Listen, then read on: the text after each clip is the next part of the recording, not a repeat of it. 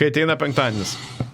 Jo, kaip tas blaivėjimas ateina greičiau negu girtėjimas. Kokia tai yra su tolum, matka.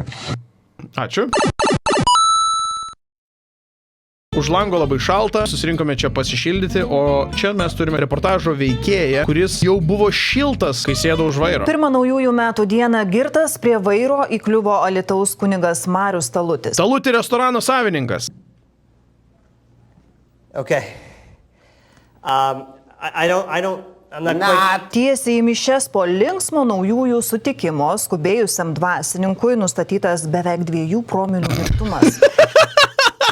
Būčiau sakęs darė Marko Žukauską, bet čia jau stipriau už Marką Žukauską. Pareigūnai jį sustabdė Alytuje, pastebėję kelyje įtartinai manevruojantį automobilį. Prieš 4 dienas jau buvo susnikti keliai, tai mes visi įtartinai manevruojam. Čia, man atrodo, visiškai normalu. Kunigas atgailauja, kaltę pripažįsta ir kone ašarodamas ryžtasi viešai išpažinčiai. Išpažintis ne tik prieš Dievą, bet ir prieš visuomenę. Tikintieji ir Alytuje, ir Kernavėje, kuris anksčiau kunigavo, mūrų stoja už dvasininką. Nugi geras žmogus, nu kas klaidų nedaro, kam nepasitaika, nu visigi čia karts nuo karto paslystam. Taip, esu kaltas, labai kaltas, atsiprašau visų, man labai yra didelė gėda. Koks, tarp kitko, gražiai paruoštas kadras, profesionalus mikrofonas, su kate, boka efektas, sniegutis. Ant kairiojo peties yra bažnyčia, o ant dešiniojo peties yra lietvamzdis. Tai lietvamzdis simbolizuoja velnę, o bažnyčia, aišku, Dievą. Šiaip pats kadras labai profesionalus, labai gerai išgalvotas, labai daug kontekstinės informacijos. Prabėgus kone savaitei po to, kai buvo sustabdytas girtas, 45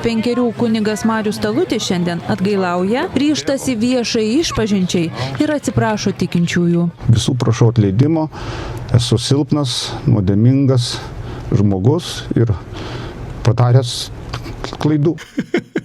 Aš tikiu, kad jisai nuoširdžiai atsiprašo, bet tas toksai...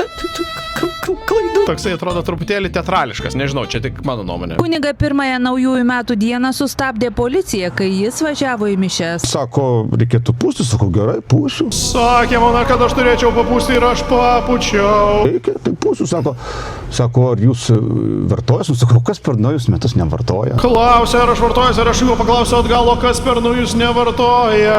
Nu, taip, kažkaip tai, bet kai, bet aišku. That you do. Bet labai malonus žmonės, labai puikus ir aš džiaugiuosi, žinai. Puikus jie žmonės ir aš džiaugiuosi, kad jie mane sustabdė, amen. Pagaliau pamačiau laisvą Lietuvą, dėl to, kad, pirmiausia, tai, žinai, nėra jokių ten privilegijų. What? Ką jis čia paisto? Gal duokit jam dar dabar prasipūst?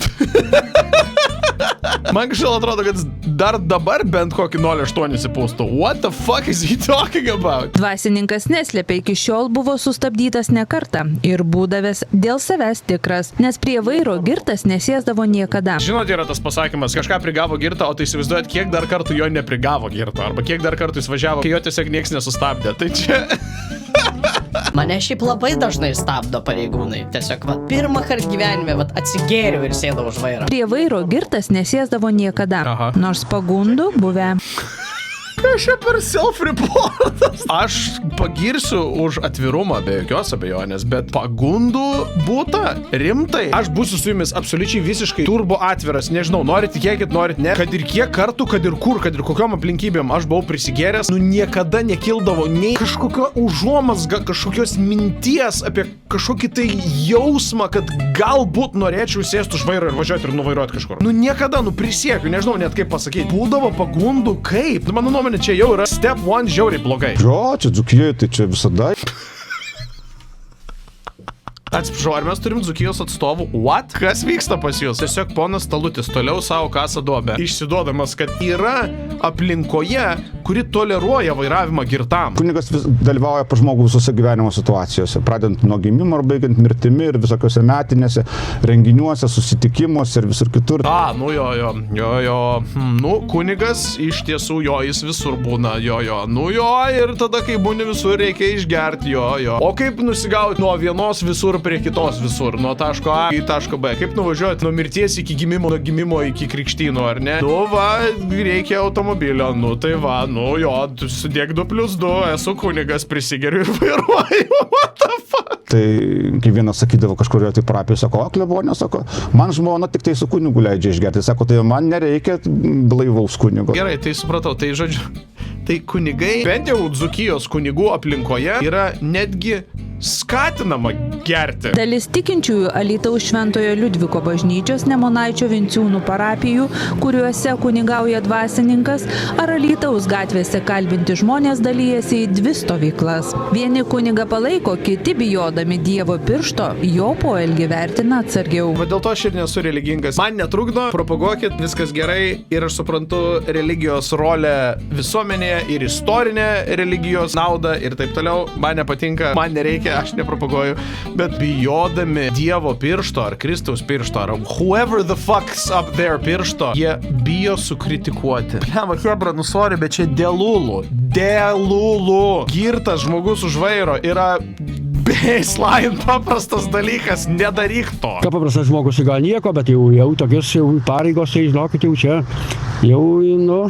Nu gerai, paprastas žmogus už vairo girtas, gal ir nieko. Markai Žukauskai, praslydai, bet jeigu kunigas, tai jau nebegalima vairuoti girtam. O man jie Dievas nenubaus, o čia pasakysiu.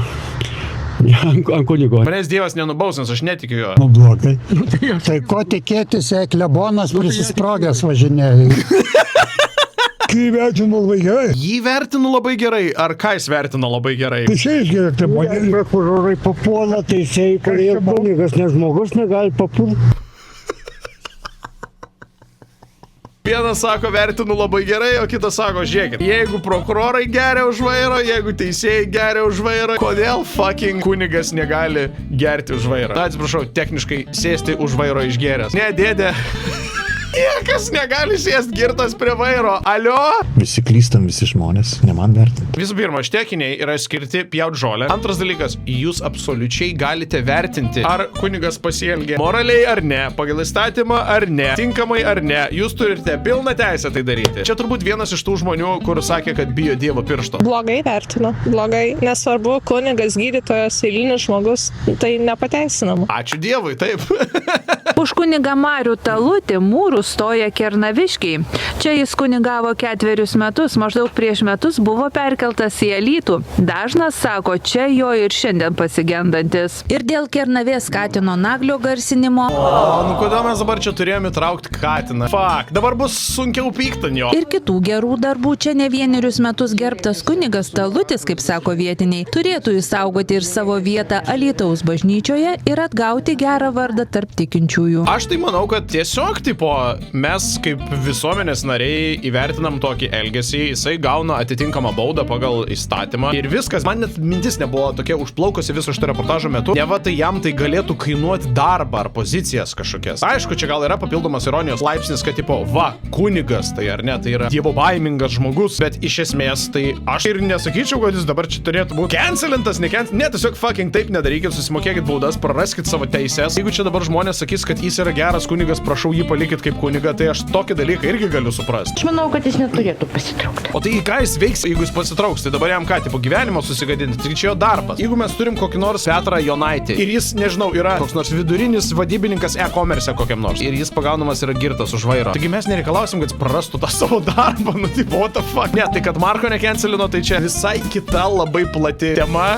apie tai, kaip mūsų visuomenė žiūri į vienus asmenis ir į kitus, bet konkrečiai šiuo atveju aš net nekonstruočiau argumentų, kad jis turėtų prarasti savo kunigo darbą. What the fuck, kodėl? Gali nebent prarasti, jeigu turi kelias parapijas ir reikia važinėti, o teisių jei nebus mišių. Nu gal tokiu atveju, jo, tu prarandi, pavyzdžiui, prieimą prie kelių parapijų, nes tau reikėtų tarp jų važinėti, o dabar tu tiesiog literaliai neturi teisės važinėti. O va savo klaidą per pamokslą pasakytų, kad žmonės nedarykit šitaip.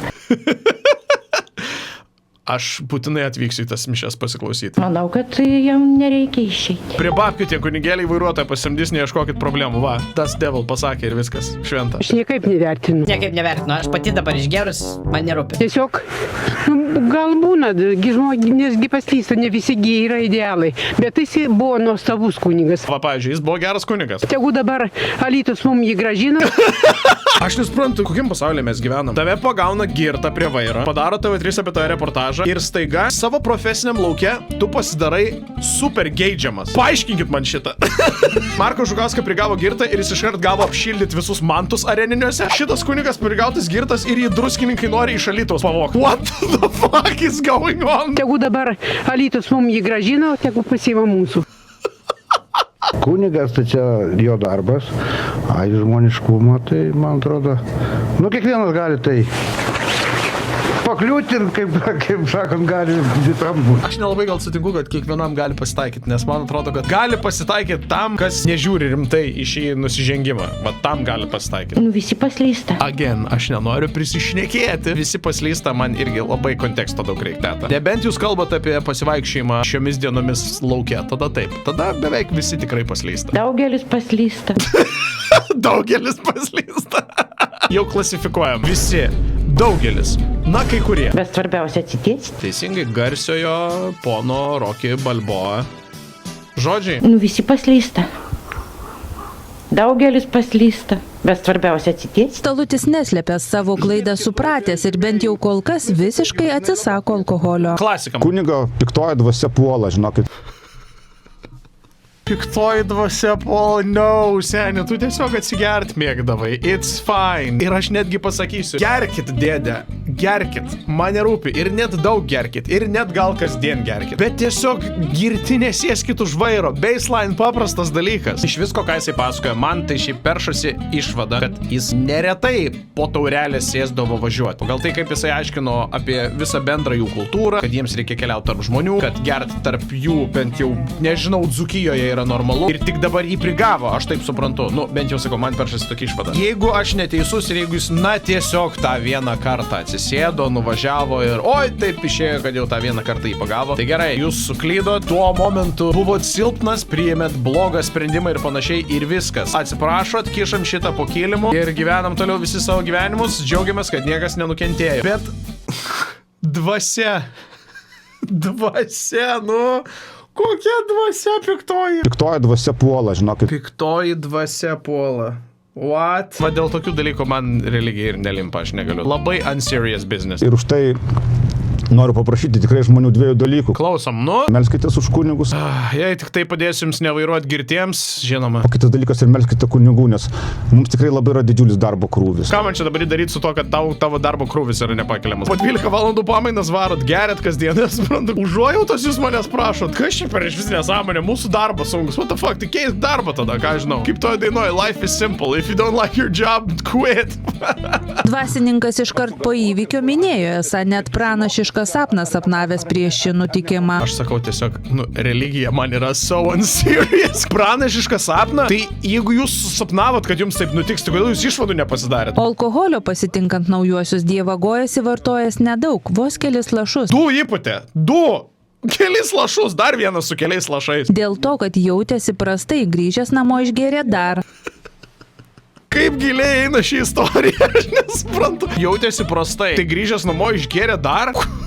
Kokiu pagrindu? Kodėl? Ir šie lašai, kaip pats minėjo, ir buvo lemtingi. O prie vairo sėdo, kaip sako dvasininkas, vedinas darboholizmo, nepagalvojęs apie pasiekmes. Darboholizmas, tiesiog, wow. Prigauna su 2 promilėm. Atsiprašau, pareigūne, aš labai smarkiai dirbu. Man reikia nuvažiuoti į darbą. Manęs laukia kitoje parapijoje. Neprasidės mišus be manęs, aš labai dirbu. Toksai nusikaltimas yra netleistinas.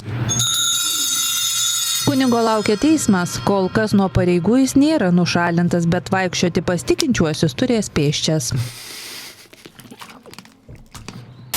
Kas ten per daina? Jin tikrai tokia bloga, aš taip žinokit, nežinau tos dainos. Naktiniam bare šviečia reklamos, prie stalo sėdi tu viena, tu jau apsvaigus nuo šampano, veide neblėsta šypsena. Kol kas nieko blogo nematau. Garsiai juokiesi, kai prieinu aš, pakviečiu šokiui vėl tave. Labai gražu, prieini prie moters, pakvietė ją šokiui, kas yra. Tu patikai man iš pirmo žvilgsnio, nors ir esi labai jauna. Būtų gerai išsiaiškinti, kiek jauna. Šokom ilgai mes, ilgai kalbėjom. Ilgai šokom, ilgai kalbėjom.